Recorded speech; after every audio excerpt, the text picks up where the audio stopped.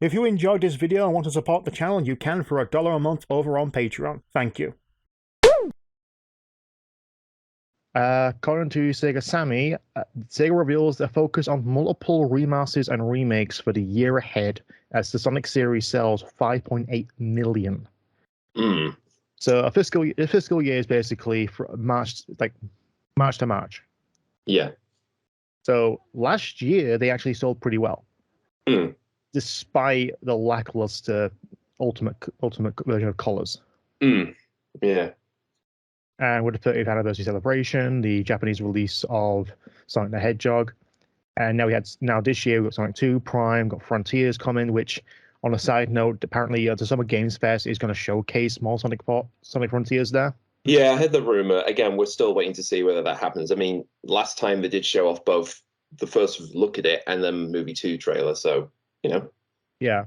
And next year we're probably going to have the production of the third film.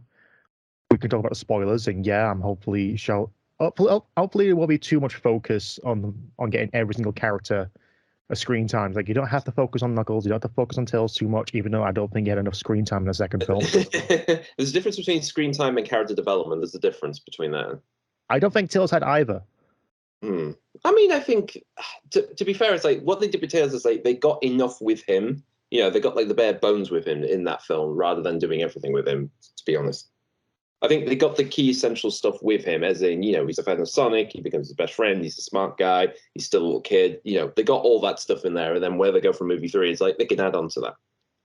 Yeah, I'm just hoping this is focused on Sonic, Shadow, and Gun, really. Yeah. And if Rouge and Aiming will appear as well. Yeah, it's actually funny you mentioned that. Slight tangent here. I did hear an interview with Pat Casey again talking about movie 2, and he did say he does like Rouge the Bat, and he would like to get her in there. Partly because he just feel like we need some of the female characters becoming a bit of a sausage fest, even though we'd never see the genitalia. Ha ha ha. But yeah, he had basically said that, yeah, if we're going to have her, she would be she's meant to be a femme fatale character, you know, kind of a trickster, you know, Catwoman-like of the Sonic universe, basically. Oh God, was that image in mind of actually her trying to seduce Tom? You know, if not Tom, it's someone else. I'll put it this way: she would be playful with whoever she's with. I think, whether it be animal or human. I think that's the idea. I think that's where they would go with it. You know, not overtly sexual, but play in that sort of playful sort of, you know, haha, but I'm secretly getting away with something. Yeah. Also, development of the Knuckles series from Paramount Plus. Yeah, that's going to be interesting. I mean, again, the interview did say there wasn't much stuff they left over, because apparently with movie 2 is in they started work right after movie 1's release and already got like the base idea. We want Knuckles, we want the Master Emerald and all that stuff. Not much about the best stuff about Knuckles in there, although presumably that's what this spin-off show is going to do anyway. Right now it just says a original TV series to be distributed. But getting back on track with this, and no more tangents, please. Okay. They're going to focus on multiple remakes and remasters on top of its planned schedule of new titles already established in already established franchises. Okay. Saying that doesn't sound like it's going to be definitively Sonic, because there's already been word already that they're focusing on a Crazy Taxi. I think was it Crazy Taxi and Jet Set? I know one of them was Jet Set. Right. Well, I mean, those ones people have been waiting for ages. I know that. Oh, definitely a Jet Set. Crazy Taxi has had some success in the mobile department. Well, they've had 3. I finished Gazillionaire. I finished that. Yeah. Oh, sorry, it's renamed to Crazy Taxi Tycoon. Yeah, I did see a video talking about Crazy Taxi and kind of saying like we need either it back or a spiritual successor of it somewhere. So, you know, maybe that might happen soon. Yeah. So again, as much as I would love to have Unleashed on a Xbox One, PS5, Xbox Series X, PS5, and Switch, it's probably not going to be likely. No, I mean, I think the thing is, a lot of anyone says the reason why they won't remake that or anything else because they had to, you know, pay licenses for the voices. The voice actors already got paid for their job. Yeah, I mean that's voice acting in stuff, unless it's not the MPAA, okay? You don't have like the unions, you don't have the royalties to actually get paid throughout. Yeah, that's you do. they get paid one flat rate and that's it. Yeah, I mean, they're pretty much just like they were paid to do the job for that game. That's it. You know, they don't get any more. I could be wrong in some circumstances. You can correct me on that. But as far as I'm aware, they're paid for the job. They do their voice. They have the recordings. They go home with a fat paycheck. Yeah, I mean, I'm pretty sure that's how it works. Is in once they've done the job, that's it. No residual money left over or on that stuff. It's just you did the job, next job afterwards. Yeah, and some voice actors can charge crazy rates. Yeah, but also I was going to bring up the fact that we have, I mean, technically you can play Unleashed through the Xbox X, and that does able to run it at 60 frames, not solidly, but it can do. Yeah, I'm still surprised it took 3 console generations to get Unleashed working as intended. Yeah, that just shows that Unleashed was bigger than it should have been. Yeah, well, it proved that they were pushing that game a lot, especially given the train wreck that 06 was. It was like, yeah, we're going to put our effort into making this one work. Because it kind of explains why Generations and Lost World just kind of look a bit iffy. I don't know. I mean, it just depends. It just look the graphics a little bit grainy to me. I don't know why. The Unleashed just looked way better than Generations. Yeah, I think that's partly, again, graphical and artistic style, I think, really, down to that more than anything else. Yeah, like I said earlier, Sonic wasn't mentioned, and states that a strategy will be upcoming Sonic Origins. Yeah. But again, every time you think Sega, you think Sonic the Hedgehog, but not necessarily Sonic the Hedgehog, because other franchises could come out.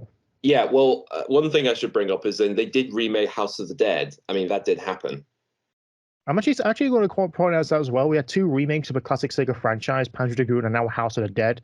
Technically 3 if you count Alex Kidd. Yes, as well. None of them were published by Sega. No, well, none of the remakes were published by Sega, and that just baffles me. It was kind of the outlier one. I mean, that got remade, but it's sort of like it's connected to Sega, but isn't through them anyway. Yeah. So that's what you got to look like a stepping stones on it anyway. And again, Colors Ultimate. Gosh. I mean, we did talk about this before, like whether or not this was successful or not, whether this would lead them into doing remakes of some of the other 3D games or not, or port them over to other consoles. I think they got cold feet from giving it to third-party developers, and every time they do something with third-party developers, it's not always a success. Yeah, although they give. They had a much stronger relationship with Dimps. They actually had some success with Dimps because, well, first of all, you actually kind of limit in the market of what is available for them. Like here's the Advance and Rush, Sonic 4, and all the parts of the console games. Well, I mean, technically Unleashed as well, but yeah.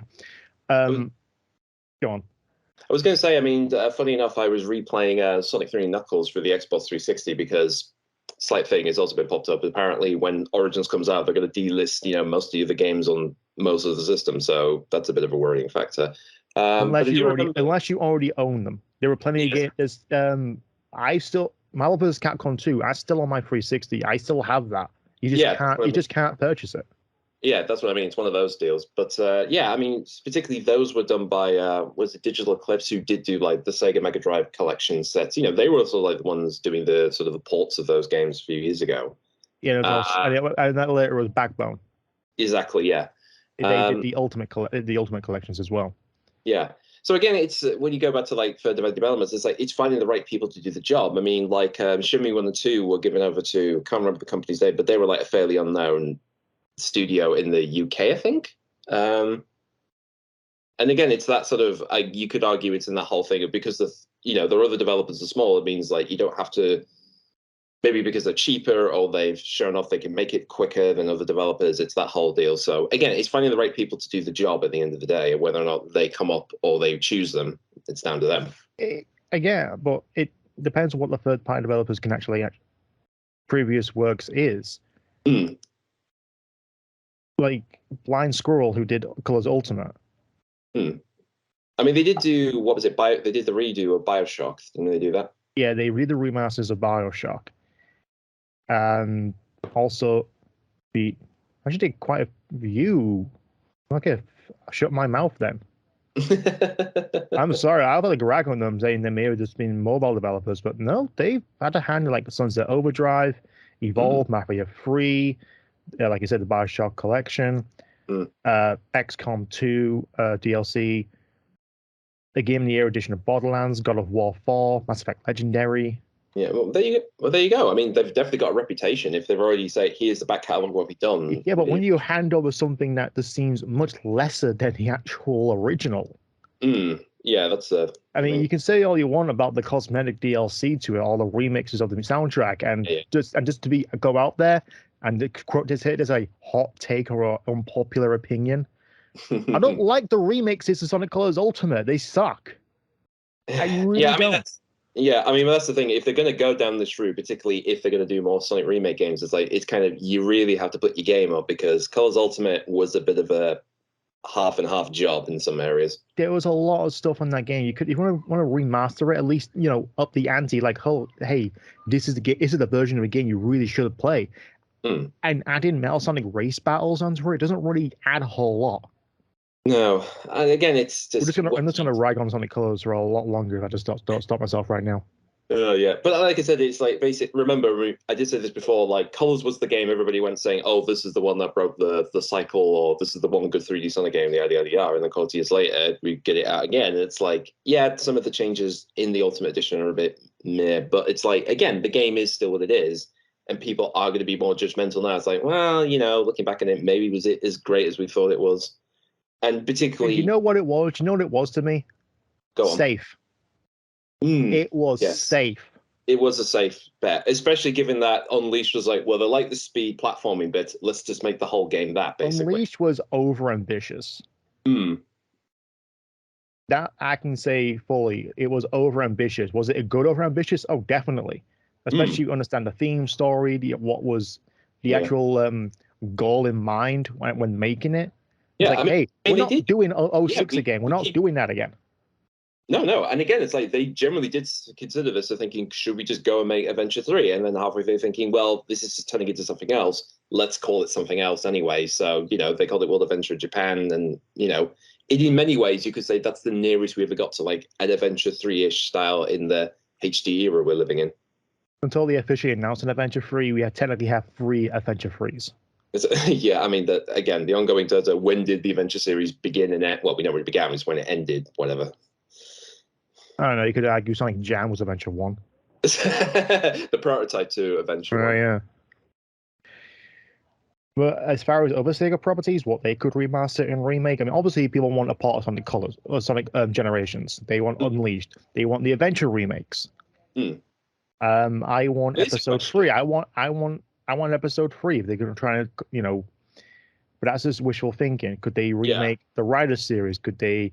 I mean, there'd be more the question: could you make 3 Riders with controller? Could you make that game with a controller now? Oh, they totally can. Oh yeah, totally could. I mean, just saying, would that make the game? Well, I'd be curious if, like, out of the 3 of them, would that certainly make it playable controller? Would that actually make the game better than the other 2, or what? I'd be interested to see that. I don't know. Considering how you control it now, the level design is pretty much bleak. So it wouldn't be made better than Zero Gravity or the first Riders game, but at least it make it more tolerable to be on a C tier game. I mean, put it this way. I mean, you did this before. You did play through a Black Knight with a sort of an attempt to do a mod of a controller thing. And again, I would be interested to see how Secret Rings and Black Knight would work with a controller now. I think it could remaster those with actual controls. Yeah, I mean, again, or at the very least, if you actually are going to port, if it has to be solely on Nintendo properties, you can still use the gyrometer and such in the Joy-Cons and Pro Controller. Yeah, exactly. You can do that. Yeah. But at least then the actual flicking of the fucking wrists will be reduced greatly. Yeah. But no, I mean, as far as that, what about say Billy Hatcher? I know that's something you want. I mean, if they do a remake and it does well, then they can finally do the second game you've been longing for all this time. Oh yeah, I want that. Yeah. I mean, hell, if there was a game I would be interested to see them remake, I mean, I would like them to remake. I'd like to see how Bonanza Brothers will work now, because in a way I could see that working both as a console game and maybe as a mobile stuff. Because again, you could do online multiplayer. You can have, imagine having 4 teams of the main characters going off trying to steal stuff and see if they can get through without getting caught and all that stuff. Again, that'd be interesting. Oh yeah, definitely that. Yeah. They got a whole catalog of like Mega Drive games you can actually remake. Not just like Altered Beast and Shinobi. Actually a proper Altered Beast and Shinobi remake. Yeah. I mean, this is the thing. I've heard for years often this idea that I think a while ago they talked about we want to bring back some of our old back catalog, which is always like either resell them or at least think of doing remakes or new additions to them. And again, I'm still waiting for that to really kick off because we got Shenmue 3 of all things, which is one of those will that ever happen? And it's been and gone, whether you like it or not, but it happened. So I'm just waiting to see that really happen because again, it is a risky thing because yeah, closest thing to anyone's actually had of exploring these modern interpretations, exploring classic games on modern consoles is the Mega Drive Classics collection and the Sega Forever catalog on mobile. Yeah. Which is not really a collection. It's just basically, hey, we've got a bunch of these games you can play for free with ads. Yeah. Again, this is the thing. It's like with that mindset, it's kind of testing the ground to see like if one of the games does more significantly better than just a named Sonic game. It's like then that should get interest of like, oh, maybe we should look into this. Maybe we should do a new game or realize the IP and all that stuff. And again, it's like, I know with Jet Set Radio, people have been wanting to either port Jet Set Radio Future because that's never been done, or just do a third installment. In fact, I know there's a spiritual successor out there. So again, people Hover, I think it's called. Yeah, but again, people do want these games. I mean, we've said this before. It's like there's loads of stuff Sega could look back. Yeah, we had Streets of Rage 4 for fuck's sake as well. Exactly. I forgot about that. Yeah, I mean, it proved that worked. I mean, yeah. And apparently, that's getting an indie company's actually making a successor to Streets of Rage. I think they're also doing the Ninja Turtles Shredder Revenge game, which is again that's trying to be like a pixelated arcade game follow on from Turtles in Time. Yeah, Final Vendetta, I think. Yeah, there it is. Final Vendetta. That's the new Streets of Rage. Okay, then. Yeah. But yeah, the Shredder's Revenge is like Sega has a great catalog of games they can actually do remakes and remasters of. Yeah. Burning Rangers, fuck's sake, bring exactly. That. Burning Rangers, come on, man. Do you know how much that cost to buy? Go on. $900. Oh, bloody hell. A Sega Saturn title. $900. Game as well. Yeah. Yes. Bring that. Remake that. Remaster that for modern consoles. Dual analog sticks to aim and fire the hoses. That'd be fantastic.